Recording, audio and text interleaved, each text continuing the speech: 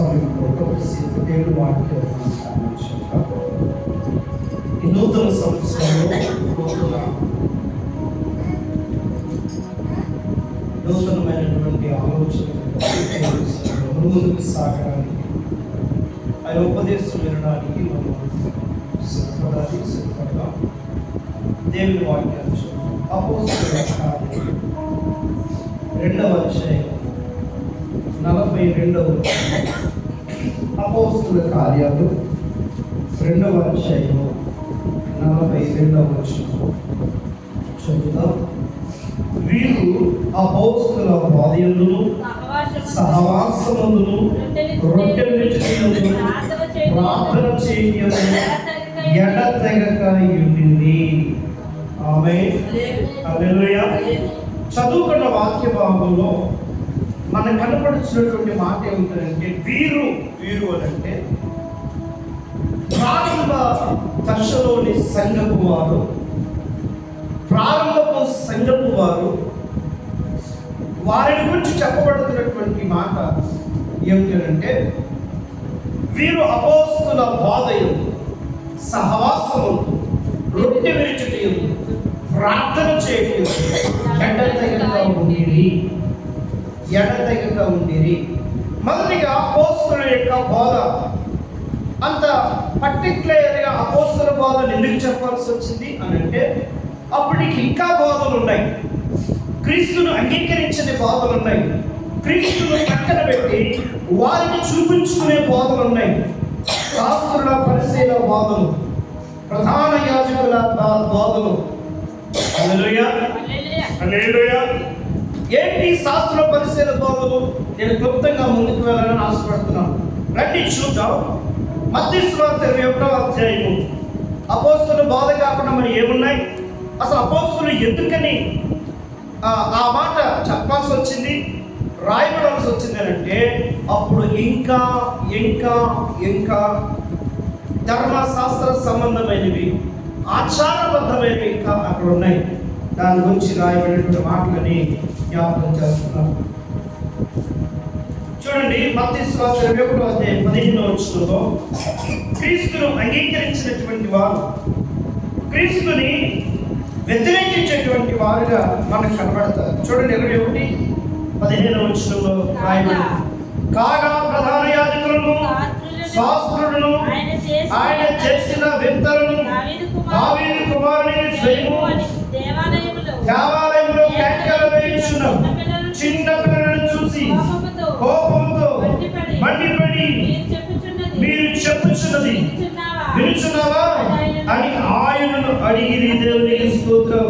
అందుకు యేసు వినుచున్నాను, పాలనయకి చండిపడయకి వాటి స్తోత్రం గొప్పగా సిద్ధింపజేసింది అను మాట మీరు ఎన్నడూ చదవలేదా? దేవునికి స్తోత్రం. హల్లెలూయా.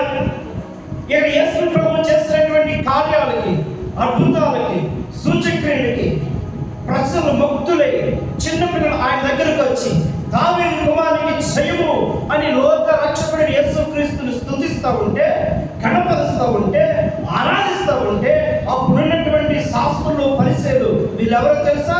ధర్మశాస్త్రమును బోధించేవాళ్ళు. వీరెవరో తెలుసా? ధర్మశాస్త్రం ఎరిగిన వారు అని అంటే బైబిల్ వారికి తెలుసు. హల్లెలూయా. అర్థమైందా? బైబిల్ ఎరగని అన్యులు కాదు వీళ్ళు.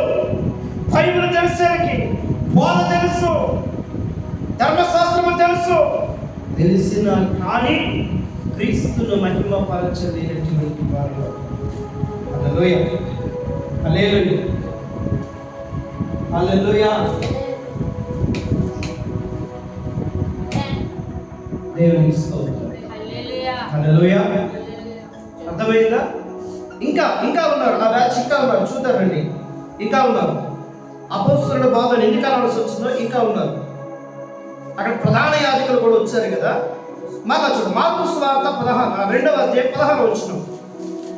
మార్కు సువార్త 16వ అధ్యాయం 2వ వచనంలో శాస్త్రులను పరిశీలనను ఆయన సుంకరులతోనూ పాపులతోనూ భుజించుట చూచి ఆయన సుంకరులతోనూ పాపులతోనూ కలిసి భోజనము చేయుచున్నాడే అని ఆయన శిష్యులను అడుగగా దేవునికి స్తోత్రం.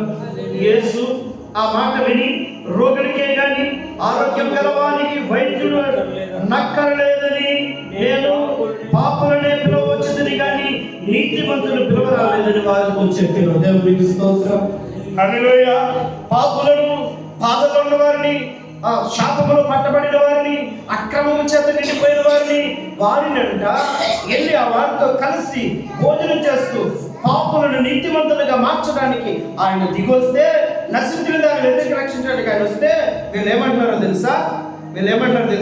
ఆయన పాపులతో భోజనం చేస్తున్నాడు, ఆయన పాపులతో స్నేహం చేస్తున్నాడు అంటే ఆ ఫీలింగ్ ఏంటంటే మేము పరిశుద్ధులం.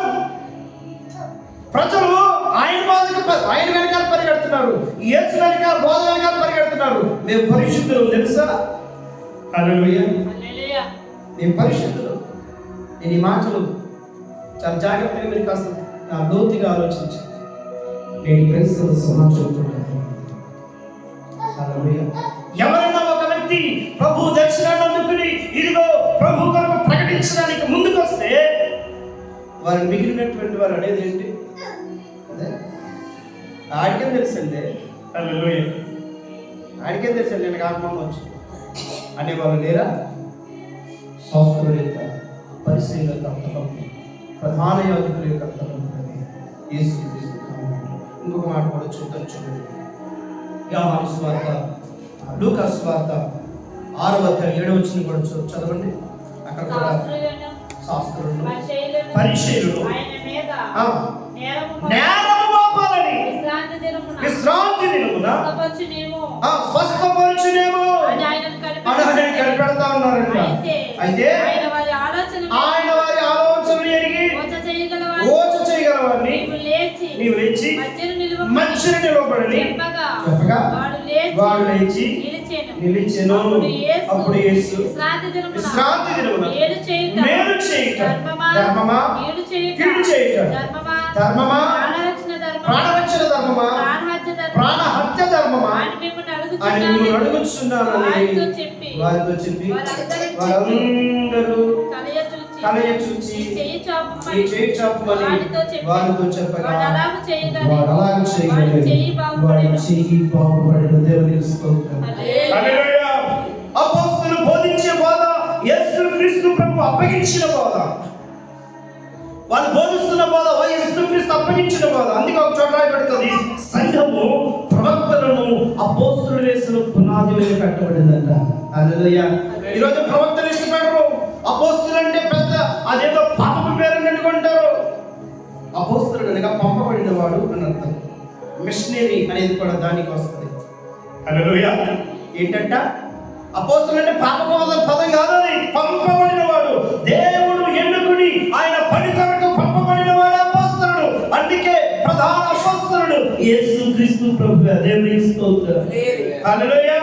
ఇక్కడ శాస్త్రుడు పరిచయ బోధని నేను ఎందుకని మీకు వివరంగా చెప్పాల్సి వస్తుందంటే, అక్కడ ఉన్నటువంటి ఒక ఓచ చేయగలవాడు, హోల్డ్ యువర్ హ్యాండ్, ఆ చెయ్యి సరిగా పనిచేయదు పాపం, వాడిని స్వస్థపరుస్తాడని చూద్దాం, తప్పు పట్టుకుందాం. ఎందుకంటే ఆ రోజు విశ్రాంతి దినం. విశ్రాంతి దినాన్ని మేలు చేయడం కూడా తప్పేనా?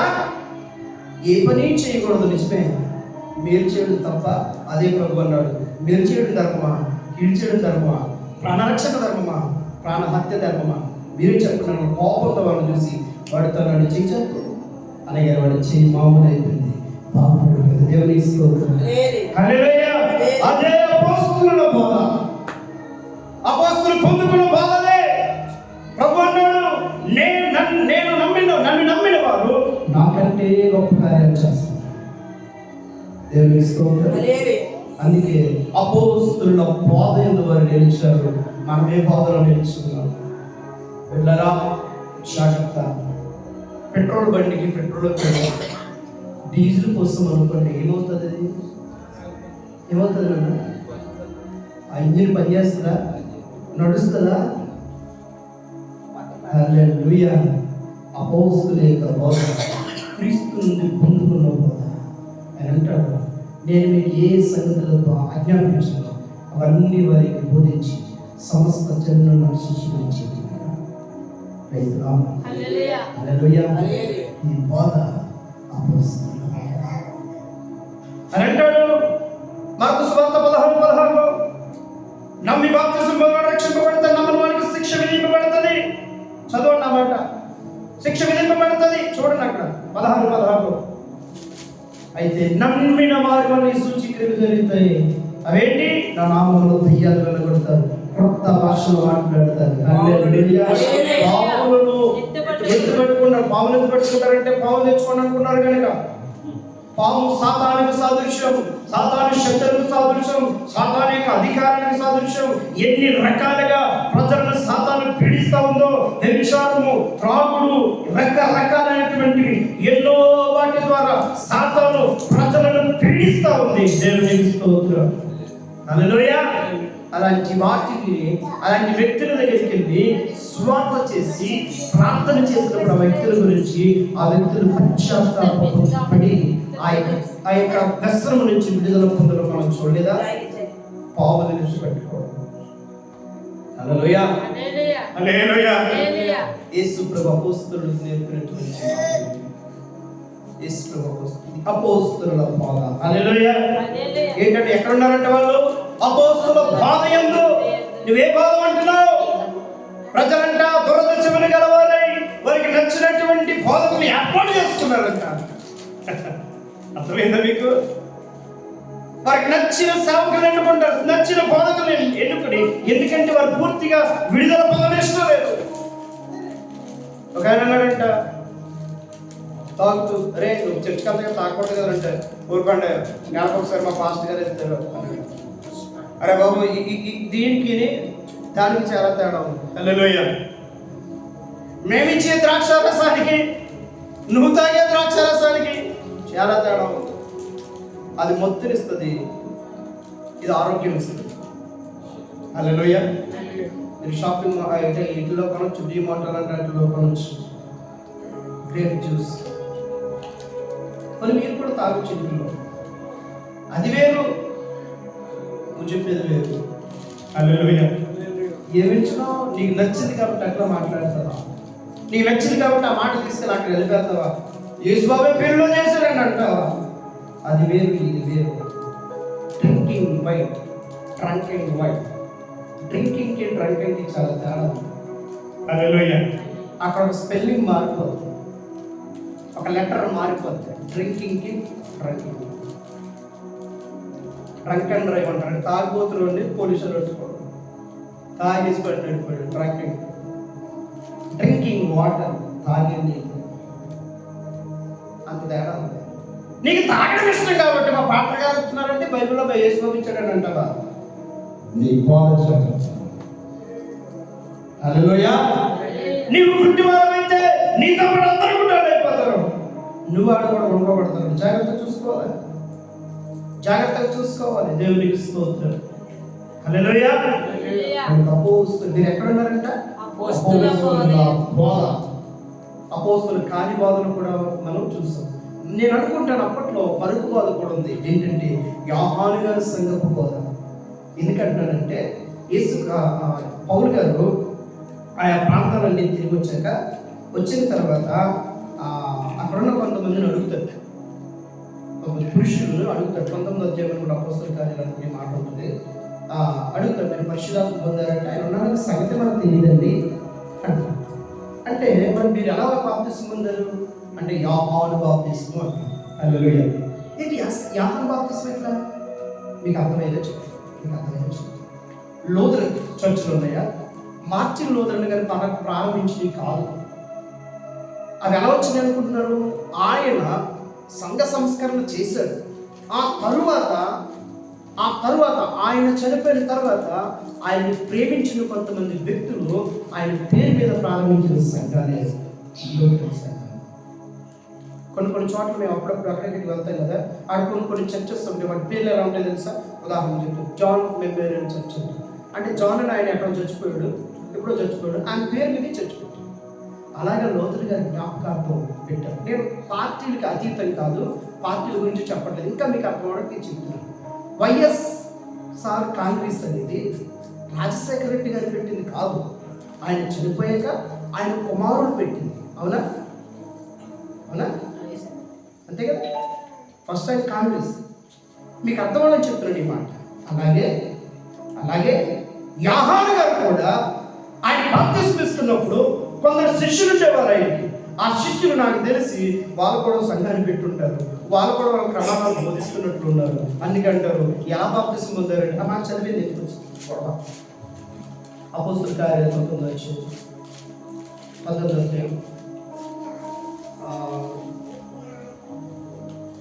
మొదటి నుంచి.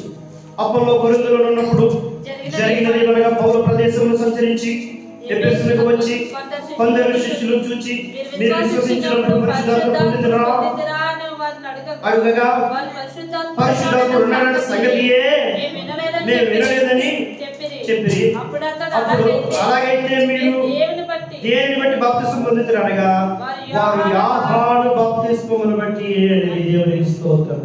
అని దీన్ని బట్టి మనకి ఏమర్థమవుతుంది? యోహాను గారు సంఘాలు కొనసాగిని, ఆయన ఫాలోవర్స్ కొనసాగారు. అందుకే ఇక్కడ రాయబడింది మీరు అపోస్తలుల బోధయందు. నీ బోధ ఏ బోధ వింటున్నావు జాగ్రత్తగా చూసుకుని వినాలి. నువ్వేం తింటున్నావు సరిగ్గా చూసుకుని వినకపోతే ఎలా అయితే నీ శరీరం నీ ఆరోగ్యం పాడవుతుందో అలాగే సరైన బోధ వినకపోతే నీ ఆరోగ్యం కూడా నీ ఆత్మీయత కూడా పాడవుతుంది. జాగ్రత్త. ఇక రెండో మాటకు వస్తే సహవాసం. చెప్పండి ఏంటో ఏముంది అక్కడ? సహవాసం సాగుతున్నారంట. సహవాసవాసం అంటారు. 6 నెలలు ఆటలో తిరిగితే ఆడే ఈడవుతారంటారు. చూడండి, నిజంగా నీతిమంతుడైతే 6 నెలలు కాదు 6 సంవత్సరాలు తిరిగినా సరే నేనేం కనపడ్డాడు. హల్లెలూయా. నువ్వు 6 నెలలు కాదు 6 సంవత్సరాలు ఉన్నా సరే నీ వాడుతావు. నువ్వాడిని మార్చగలవు కానీ ఆ నిన్ను మార్చలేడు. నువ్వు వీక్ అయితే మారిపోతావు. 6 నెలలు 6 రోజుల్లో మారిపోతావు నువ్వు వీక్ అయితే. హల్లెలూయా. అవునంటారా కాదంటారు? అంతేనా? నువ్వు వీక్ అయితే 6 నెలల కల్లా 6 రోజుల్లో సరిపోద్ది. నువ్వు కనుక స్ట్రాంగ్ అనుకో 6 సంవత్సరాల్లో నేను ఏం చేయలేవు. ఆడి మారిపోతాడు తప్ప నీ అలవాట్లను బట్టి నువ్వేమి మారాల్సిన పని లేదు. నువ్వు కనుక 15 అయితే తప్పదు. ఇంకా దేవుని స్తోత్రం. సహవాసము సరైనది కాకపోతే, అపోస్తలుల యొక్క సహవాసంలో కనుక లేకపోతే గొప్ప ప్రమాదం జరుగుతుంది. అదేంటో చూపిస్తారు చూడండి. యోహాను సువార్త 20వ అధ్యాయము 24వ వచనం నుంచి 28వ వచనం చదువుతాం. యోహాను సువార్త 20వ అధ్యాయము 24 నుంచి 28 వచనం. యేసు వచ్చినప్పుడు 12 మందిలో ఒకడైన దిదుమ అనబడిన తోమ వారితో లేకపోయాడు కనుక తక్కిన శిష్యులు మేము ప్రభువును చూసినామని అతనితో చెప్పగా అతడు నేను ఆయన చేతులలో మేకుల గుర్తులను చూచి నా వేలు ఆ మేకుల గుర్తులలో పెట్టి నా చెయ్యి ఆయన ప్రక్కలో ఉంచితేనే గాని నమ్మనని వారితో చెప్పారు. దేవునికి స్తోత్రం. హల్లెలూయా. యేసు ప్రభువు శిలువ వేయబడ్డారు,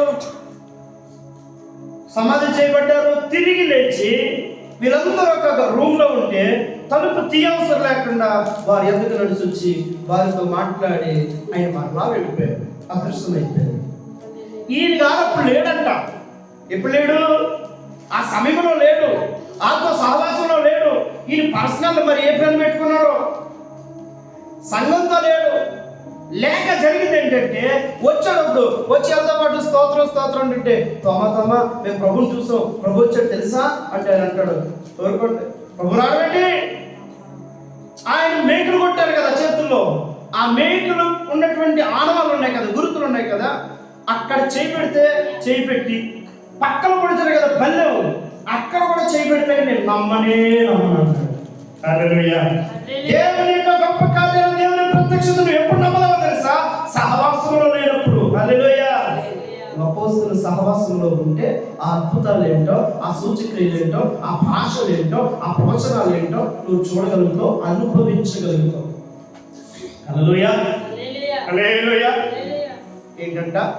సహవాసంలో లేక యేసయ్య గాయాల్లో సైతం చేపెడతానన్నాడు. జాగ్రత్త. సరైన సహవాసం కనుక మనది కాకపోతే ఆయన గాయాలు సహితం రేపే వ్యక్తులుగా మనం ఉంటాం. రేపితే కానీ నమ్మని వ్యక్తులుగా ఉంటాం. దేవుని కార్యాలు నమ్మని వ్యక్తులుగా ఉంటాం. అంతేకాదు అతని స్వభావం ఎలాంటిదో తెలుసా? అంతకుముందు కూడా ఒక మాట ఉంటుంది చూడండి, 11వ అధ్యాయం 14వ వచనం చదవండి. యోహాను సువార్త 11:14 చూడండి. అతని స్వభావం ఎలాంటిదో.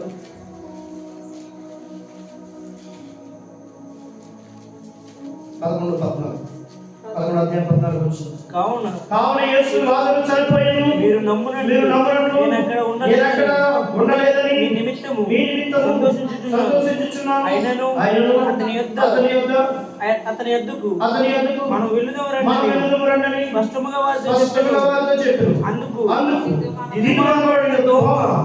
ఆయనతో కూడా చచ్చుటకు మనము వెళుదమని తన తోడి శిష్యులతో అన్నాడంట. దేవునికి స్తోత్రం. యేసు ప్రభువు అంటున్నాడు, పదండి, లాజరు చనిపోయాడు, మనం అక్కడికి వెళ్తారంటే కూడంతో అంటాడంటే, పదండి మనం లాజరుతో కూడా సత్తాం అంటున్నాడంట. ఇదంతా ప్రాబ్లం ఏంటో తెలుసా? కూడా ఉండి ప్రభు మాట కూడా నమ్మకపోవడానికి కారణం ఏంటో తెలుసా? సరైన సహవాసం లేదు. హల్లెలూయా. సహవాసం అంటే ఆదివారం కుకింగ్ని కాల్ చేసేసి శుక్రవారం వచ్చే సంవత్సరం అనుకోయి కాదు. హృదయంలో నుండి దేవునికి నీకు నిజమైన సహవాసం కావాలి. పర్సనల్ రిలేషన్షిప్, పర్సనల్గా దేవునితో ఫెలోషిప్ కావాలి. దేవునికి నీకు సహవాసం కావాలి. ఆయన నీవు ఒక ఒంటరి సమయంలో ఏకాంత ప్రార్థన. ప్రభువు అన్నాడు, నువ్వు ప్రార్థన చేయనప్పుడు నీ లోపలికి వెళ్ళి తలుపేసుకుని రహస్యములు చూసింది వ్యక్తిగత ప్రార్థన అవసరం. ఏకాంతంగా దేవునికి నీకు ఒక సంబంధం కావాలి. హల్లెలూయా, హల్లెలూయా కదండి. ఎప్పుడంటే చూడండి, భార్య భర్తలు ఉన్నారని ఎన్ని గొడవలు జరిగినా వాళ్ళ కష్ట సుఖాలు కనుక వాళ్ళిద్దరే మాట్లాడుకుంటారు. వాళ్ళ బాధలు పిల్లలకు తెలియనివారు సాధారణంగా, పెద్దవారికి తెలియనివారు సాధారణంగా. ఆ ఇద్దరు భార్య భర్తలు కనుక ఒకరితో ఒకరు ఎప్పుడైతే కష్ట సుఖాలు పంచుకుంటున్నారో ఆ కాపురము ఎన్ని తుఫాన్లు వచ్చినా కూలిపోదు. హల్లెలూయా. అలా కాకుండా చిన్న బాధితులకి ఈ వల్లే వచ్చింది, ఈ సినిమా మూడు వల్ల వచ్చింది అని చెప్పేసి ఈవిడ ఈ మొక్క పక్కెట్టి ఆయన మొక్క పక్కెట్టి 3 రోజులు ఉండదాకా. అవును అవునా కదా? నేను చెప్పిన మాట అర్థమైంది మీకు? కష్ట సుఖాలు ఒకరితో ఒకరు పంచుకుని, ఏమండి ఈ దినాలు ఉంది, అవునా అవునా నాకు కూడా ఇంత బాధగా ఉంది, అది ఉంది ఇది ఉంది, ఒకరితో ఒకరు మాట్లాడుకుంటే ఆ రిలేషన్షిప్ కనుక ఉంటే ఆ కాపురాన్ని ఎవరు ఉంటుంది. అది లేదా పచ్చగడ్డి ఒట్టిగడ్డి అవసరమా? ఉత్తిని తగబడిపోతా. హల్లెలూయా. ఫైర్ ఏలి అగ్ని సరిపోదాం, అంతకంటే గట్టి పెద్ద అగ్ని వచ్చేది అక్కడ. దేవునికి స్తోత్రం. హల్లెలూయా. కనుక సహవాసం చాలా ప్రాముఖ్యం. నువ్వు ఎలాంటి సహవాసం చేస్తున్నావు? గంచి దినాలని సహవాసాన్ని చూసుకో. ముందుకు వెళ్దాం. మూడవది ఏమిటంటే రొట్టె విరవడం. హల్లెలూయా. రొట్టె విరవడంలో ఆశీర్వాదం ఉంది, కానీ దాన్ని సరైన పద్ధతిలో విరవకపోతే అనార్థం కూడా ఉంది. చూడండి ఆశీర్వాదం ఏంటో చూద్దాం. యోహాను సువార్త 6వ అధ్యాయం 53, 54, 55 వచనాల్లో కొన్ని మాటలు ఉంటాయి. చూడండి. కావున యేసు ఇట్లనెను, మీరు మనుష్య కుమారుని శరీరము తిని ఆయన రక్తము త్రాగితేనే గాని మీలో మీరు జీవము గలవారు కారు. నా శరీరము తిని అదొకటి, నా రక్తము త్రాగువాడే నిత్య జీవము గలవాడు, అంత్య దినమున ఆయనను నేను లేపుతాను. దేవునికి స్తోత్రం. నీ ప్రత్యర్థి కంటే పరలోకం వరకు కదా. అంత్య దినమున నువ్వు లేవాలంటే ఆయనతో పాటు ఫస్ట్ ఏమంటున్నాడు? నా శరీరం తిని నా రక్తం త్రాగవాడు నిత్య జీవం గలవాడు అవుతాడు. రెండోది ఏమంటున్నాడు? ఆయన నేను అంత్య దినాన లేపుతాను. మూడవది నా శరీరము నిజమైన ఆహారము, నా రక్తము నిజమైన పానము. దేవునికి స్తోత్రం. నిజమైన ఆహారం ఏదంటే ఆయన శరీరం అంట. నిజమైన పానం ఏదంటే ఆయన రక్తం అంట. భూమి మీద బ్రతకడానికి మనం అయితే ఆహారం తిని నీళ్లు తాగుతామో అలాగే ఈ ఆహారం జీవించాలంటే సరైన పద్ధతిలో ఆయన శరీరాన్ని తినాలి, ఆయన రక్తాన్ని త్రాగాలి. హల్లెలూయా. సరైన పద్ధతిలో చేయాలి. అంటే పద్ధతి కాంతి కూడా ఉందా? 56 అయిపోయింది. అది నా శరీరము తిని నా రక్తము త్రాగువాడు నా యందు నా యందును నేను వాని యందును నిలిచియుందుము. గట్టిగా స్తోత్రం చెప్పండి. హల్లెలూయా. ఒక్కొక్క వచనంలో ఒక్కొక్క స్టెప్ ఎక్కించుకుంటూ వచ్చి, అవునా? హల్లెలూయా. అర్థమైందా? ఫస్ట్ ఏమన్నాడు? జీవం గలవాడు. తర్వాత ఏమంటున్నాడు? ఆయన నేను లేపుతాను అంటున్నాడు. తర్వాత ఏమంటున్నాడు?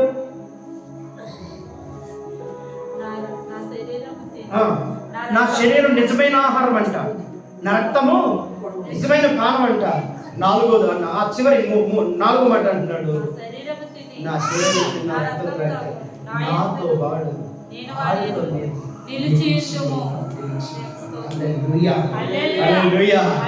ఆయనలో ఆయన నీతో ఉండాలంటే ఆయన శరీరాన్ని తీసుకొని పద్ధతిలో తీసుకోవాలి. ఎలా తీసుకోకూడనటువంటి మాటలు కొన్ని కొరింథీ పత్రికలో పౌలు గారు రాశారు. ఒక్క మాట చదివి మనం ముందుకు వెళ్దాం. కొరింథీయులకు రాశారు మొదటి పత్రిక 11వ అధ్యాయము 17వ వాక్యం 17వ వచనం. మీకు ఈ ఆజ్ఞను ఇచ్చుచు ఈ ఆజ్ఞను ఇచ్చుచు మిమ్మల్ని మెచ్చుకోను. మీరు కూడి వచ్చుట ఎక్కువ కీడుకే గాని ఎక్కువ మేలుకు కాదు. మొదటి సంగతి ఏదనగా మీ సంఘమందు కూడి ఉన్నప్పుడు మీలో కక్షలు ఉన్నాయంట. హల్లెలూయా. నువ్వు ప్రభువులో చేపెడుతూ కక్షలతో ఉంటే ఆయన ఎలా మెచ్చుకుంటాడు? దైవజనుడు అంటున్నాడు, ఇదిగో మిమ్మల్ని మెచ్చుకోను. ఎందుకంటే మీరు సంఘముగా కూడా మీలో కక్షలు ఉన్నాయి. మీరు కీడుగా కూడుకుంటున్నారు, మేలు కాదు. ఎందుకంట కీడంట. ఏంటంటే దేవుడి సన్నిధికి వచ్చి ప్రభు బలలో చేపెడితే కీడా? ఎస్. ఏంటో తెలుసా కీడు? కక్షలు ఉన్నాయి మీలో. ఆ తర్వాత చదివితే ధ్యానాలు ఉన్నాయి మీలో. ఒకడు సంతకాలు వచ్చేస్తాడు, పాప ఒకడు కష్టపడ్డాడు వెనకాల వస్తాడు. ముందు తిన్నాడు తీరు మత్తులో ఉంటాడు, కళ్ళు తెరవాడికి. వెనకాల ఉన్నాడు ఆకలితో ఉంటాడు. తినాలా వద్దని ఆలోచిస్తాడు. భేదాలు పడుతున్నాయి మీలో. మీ ఇంటికాడ మీ ఇల్లు లేవా? అన్నం తినడానికి మా భాషలో చెప్పాలంటే మీరు భోజనం మీ ఇల్లు లేవా? ఎక్కడికి ఎందుకు కూడుకుంటున్నారు? హల్లెలూయా. ఒక పద్ధతి ఉంది. పద్ధతి ప్రకారంగా చేయకపోతే అది కీడే కానీ మేము కాదు. తర్వాత వచ్చిన అంటాడు ఏంటంటే 27 వచ్చిన కాబట్టి ఎవరు అయోగ్యంగా ప్రభు యొక్క రొట్టెలు తినో లేక ఆయన పాత్రలో వాడు ప్రభు యొక్క శరీరమును గురించి రక్తమును గురించి అపరాధియగు. కాబట్టి మీరు కక్షలతో తీసుకుంటే, బాధతో తీసుకుంటే ఏమవుతుందంట? అది కీడు. దేవుని యొక్క రక్త యేసుక్రీస్తు ప్రభు యొక్క శరీర రక్తమును గురించి నువ్వేమవుతావు? అపవిత్రుడు అవుతావు. అందుకంటే మీలో కొంతమంది వ్యాధిగ్రస్తులు అవుతున్నారు, కొంతమంది చచ్చిపోతున్నారు. కారణం ఏంటో తెలుసా? మీరు చేస్తుంది సరైనది కాదు. అందుకే రొట్టి విరిచి ఎలా విరుస్తున్నావు? అపవిత్రమైన మనసుతో, కక్షతో, భావాలతో నీవు కలవకుండా, సంఘంతో ఐక్యత లేకుండా, నేను సంఘంలో సభ్యుని అంటే వాక్యం అంటుంది నువ్వు కూడి వస్తుంది కీడికి కానీ మేలు కాదు. నీ సహవాసంలో నీ సంఘంలో నీ సహోదరుని క్షమించలేకపోతే, నీ సంఘంలో నీ సహోదరుని ప్రేమించలేకపోతే నిన్ను వల్ల నీ పొరుగు వాడిని ప్రేమించమన్న వాక్యం ఎలా నెరవేర్చగలుగుతున్నావు? హలో, మాట అర్థమైందా? సంఘంలో నీ తోటి సహోదరుని ప్రేమించలేకపోతే పొరుగువాడిని ఎలా పొరుగువాడంటే అసలు నీకు వాడికి సంబంధం లేనివాడు. హల్లెలూయా. పొరుగువాడు మన ఇంటి పక్క కూడా మన కూర ఇస్తే సారీ ఇస్తే ఏంటంటే సేమ్ వేసి కూడా కాదు. పొరుగువాడు అంటే ఆడికి నీకు సంబంధం లేదు. ఆయన మొక్క నీకు తెలియదు, నీ మొక్క ఆడుతుంది. ఆట ఎలా ప్రేమిస్తావు? అందుకే జ్ఞాపకం అంటారు ఆయన పత్రికలో వస్తూ, కనబడిన సహోదరుని ప్రేమించలేని వాడు కనబడిన దేవుని ఎలా ప్రేమిస్తాడు? అందుకే జాగ్రత్త.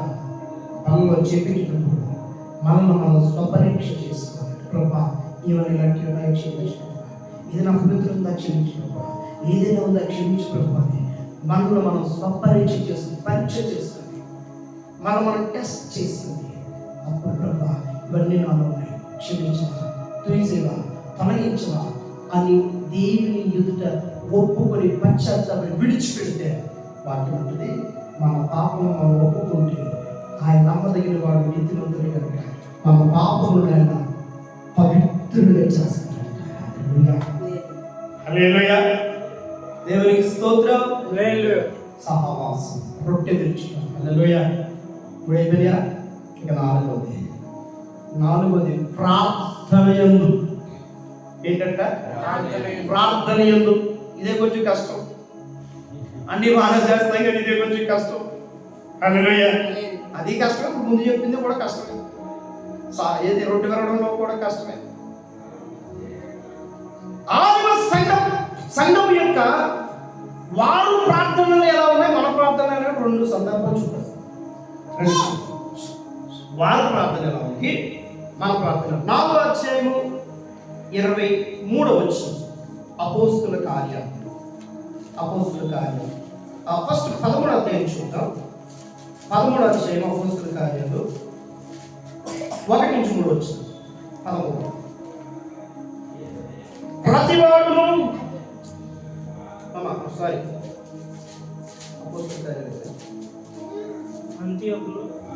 రైట్, అదే చదువు.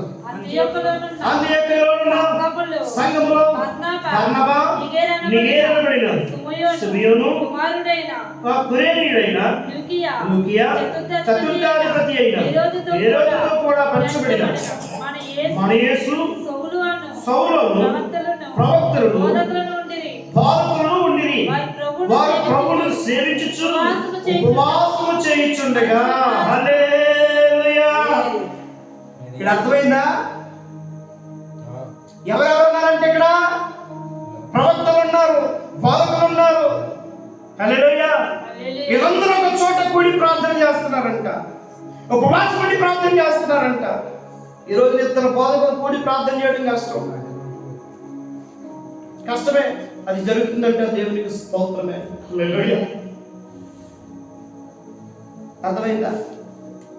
వారు కూడి ఏం చేస్తున్నారు? 2వ వచనం. ప్రభువును సేవించుచు ఉపవాసము చేయుచుండగా పరిశుద్ధాత్మ నేను బర్నబాను పౌలును పిలిచిన పని కొరకు వారిని నాకు ప్రత్యేక పరుచుడని వారితో చెప్పెను. అంతటా వారు ఉపవాసం ఉండి ప్రార్థన చేసి వారి మీద చేతులుంచి వారిని పంపిణీ గట్టిగా దేవుని స్తోత్రం చెప్పండి. హల్లెలూయా. ఆదిమ సంఘము కూడి ప్రార్థన చేస్తే పరిశుద్ధాత్మ దిగి వచ్చి సేవకులను పని కొరకు పంపించున్నారు. ఇప్పుడు కూడిన ప్రార్థన ఎలాంటి ప్రార్థనలో? మన ప్రార్థన ఎలాంటి ప్రార్థనలో? దేవుని పని కొరకేనా? ఎప్పుడు చూసిన మన పని. ప్రభువా స్తోత్రం ప్రార్థన. ప్రభువా ఇదిగో నాకు నా గర్భఫలం దయచేయి. గర్భఫలం వచ్చేసి నా కొడుకు బిడ్డలు దయచేసాడు. అది మాటలు దయచేసి నడిచాడు చదివేశాడు. మంచి ఉద్యోగం వచ్చాడు. అయిపోయింది. తర్వాత పెళ్ళైపోయింది. మళ్ళీ ఆయన పిల్లలు కొట్టాలి, మళ్ళీ పిల్లలు బాగా చదవాలి. ఇంక ఇదే చక్రం. కానీ అపోస్తలుల యొక్క ప్రార్థనని కాదు. వారంట ప్రభువుని సేవిస్తూ ప్రార్థన చేస్తూ కూడినప్పుడు, ఉపవాసం ఉన్నప్పుడు, వాక్యం జాగ్రత్తగా అండర్లైన్ చేసుకోవాలి కావాలంటే. ఉపవాసం ఉన్నప్పుడు ప్రార్థన చేసినప్పుడు పరిశుద్ధాత్ముడు వచ్చి మాట్లాడుతున్నాడు. బర్నబాని సౌలుని నేను పిలిచిన పిలుపు కొరకు పని కొరకు ప్రత్యేకించండి అని అంటే మరలా ఏం చేశారో తెలుసా? మరలా ఉపవాసం ఉండి వాళ్ళ మీద చేతులు ఉంచి ప్రార్థన చేసి వారిని సేవకు పంపించారు. గట్టిగా స్తోత్రం చెప్పండి. హల్లెలూయా. హల్లెలూయా.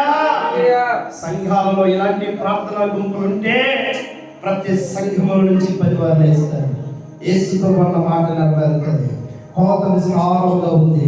10 వారు కొంతమంది ఉన్నారు. కోత వచనాన్ని వేడుకోండి అని చెప్పి ప్రభు చెప్పినటువంటి మాటలు. హల్లెలూయా. హల్లెలూయా.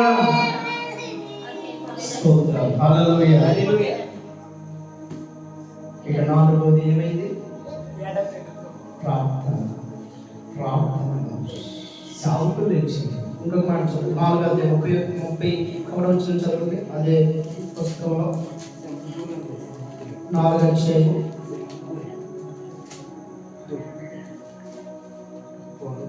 వారు ప్రార్థన చేయగానే వారు కూడి ఉన్నారు. వారు ప్రార్థన చేయగా వారు కూడిన చోట కనిపించను. అప్పుడు వారు పరిశుద్ధాత్మతో నిండిన వారై దేవుని వాక్యమును ధైర్యంగా బోధించారు. హల్లెలూయా. ఏం చేశారంట?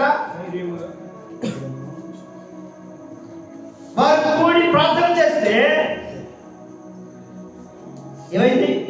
వారు కూడి ప్రార్థన చేస్తే పరిశుద్ధాత్మ వారి మీదకి వస్తే అప్పుడు ఏం చేశారు? మరి ధైర్యంగా వాక్యాన్ని బోధించారు. ఇప్పుడు స్వస్థత కోటాలు, ఆశీర్వాద పండగలు తప్పని నేను చెప్పట్లేదు. అంటే తప్పు కాదు, నేను ఎగెనిస్ట్ కాదు, నేనే ప్రార్థన చేస్తాను.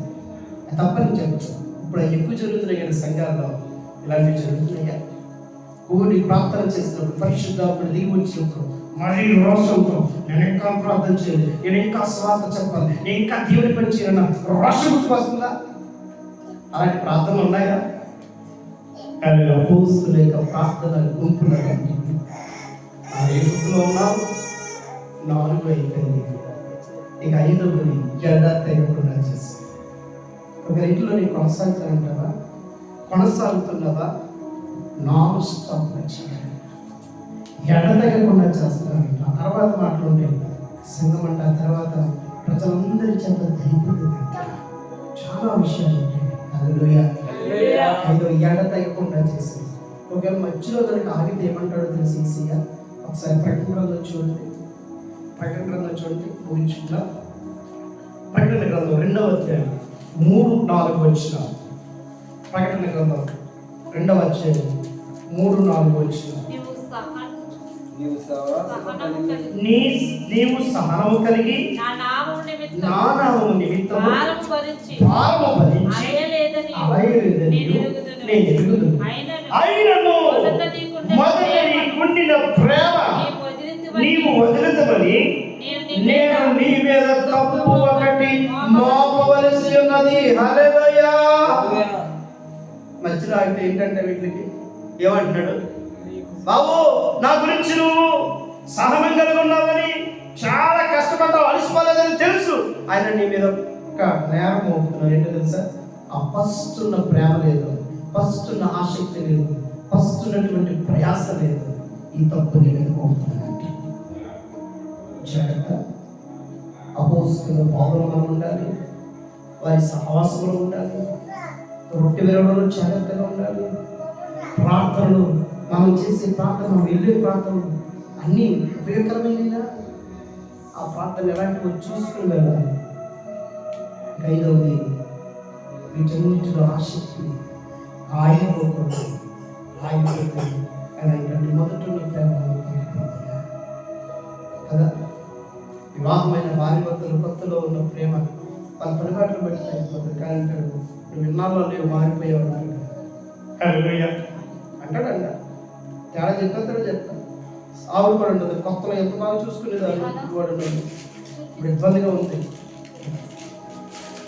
ఆయన అండ మధువైన సంగమాన్ని అండ, ప్రేమించిన నిన్నండ, నీ కొరకు ప్రాణం పెట్టిన ఆయన అనడా? ఖచ్చితంగా అంటాడు. పెంచినాను వీటన్నిటి జ్ఞాపకం చేస్తుంది. వాళ్ళ వాక్యం మరొకసారి జ్ఞాపకం చేస్తుంది. వాక్యం జ్ఞాపకం చేస్తుంది. వీరు అపోస్తలుల బోధన, సహవాసం, రొట్టె విరిచి ప్రార్థన చేయడం మనము అంటే కృప కలిగి ఎందుకు కాక ప్రార్థన చేద్దాం. పరిశుద్ధుడైన తండ్రి, సజీవుడైన యేసుక్రీస్తు ప్రభువా, అంచిక నామములో మేము అయ్యా ఎడతెగని ప్రార్థన, ఎడతెగనటువంటి ప్రార్థన సహాయం చేయండి. అపోస్తలుల బోధ అయ్యా, నేను ఏ బోధ వింటున్నాను? ఆరోగ్యకరమైన బోధేనా, లేకపోతే ఏ బోధ వింటున్నాను?